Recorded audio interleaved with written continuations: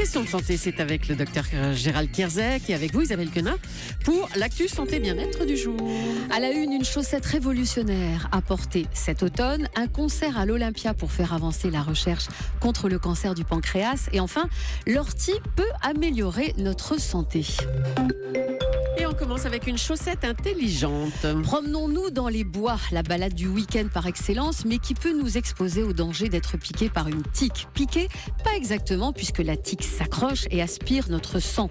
Son repas peut durer 3 jours, sa taille atteint, c'est épouvantable ce que je vais vous dire.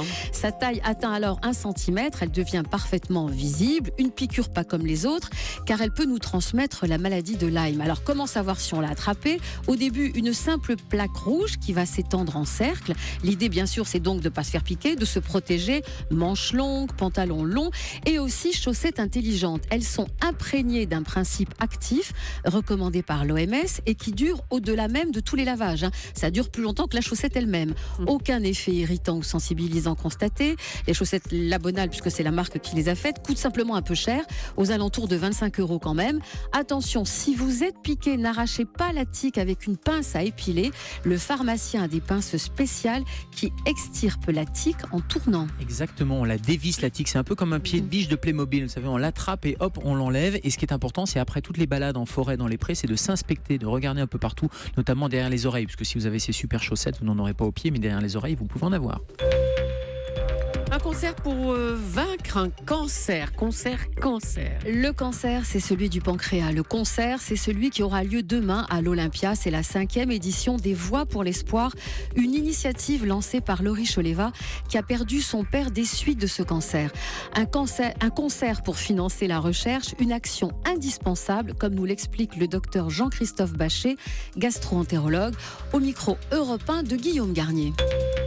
Ce cancer fait peur, donc a été peu médiatisé et du coup il est un peu le parent pauvre finalement de la recherche, qui a peu de médiatisation auprès du public et donc du coup il y a peu de récoltes de fonds qui ont été menées pour essayer de faire avancer la recherche. On a du mal à faire avancer les projets, tous les projets sont coûteux, il faut payer du personnel, il faut payer du matériel et effectivement si on veut pouvoir lutter contre cette maladie, il y a besoin d'investir. Leur Voix pour l'espoir, le but c'est de médiatiser, donc c'est vraiment destiné au grand public pour médiatiser ce que c'est que le cancer du pancréas, pour essayer d'avancer, mais tout ça prend du temps, un temps considérable. Et par rapport aux autres cancers, on est vraiment face à un cancer qui est extrêmement résistant aux traitements habituels et pour lesquels il y a vraiment besoin d'investir et d'aller loin et de travailler beaucoup pour faire avancer les choses.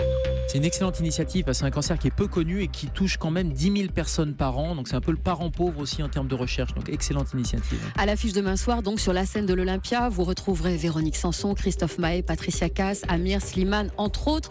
Leur Voix pour l'espoir, 20h30 à l'Olympia. Il reste encore des places.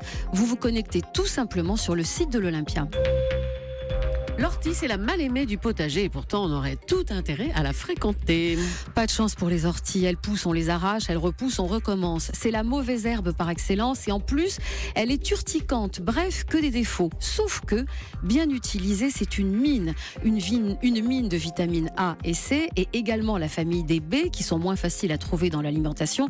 La vitamine B, la famille, on les trouve pas mal dans les abats, donc ceux qui n'aiment pas, vous pouvez vous rabattre sur l'ortie. Une mine de minéraux aussi, fer, calcium, magnésium, phosphore, vous pouvez la trouver dans les pharmacies, en magasin bio, en gélules, en poudre ou encore en feuilles séchées, c'est pas cher. 10 € environ pour les 200 comprimés, encore moins cher. Faire sécher soi-même sa récolte en profitant des derniers rayons du soleil. Vous réduisez en poudre et vous ajoutez tout simplement une pincée d'ortie dans vos jus de fruits ou encore dans vos salades. Le seul conseil, c'est quand vous récoltez, n'oubliez pas de mettre des gants. Eh bien sûr. Merci Isabelle.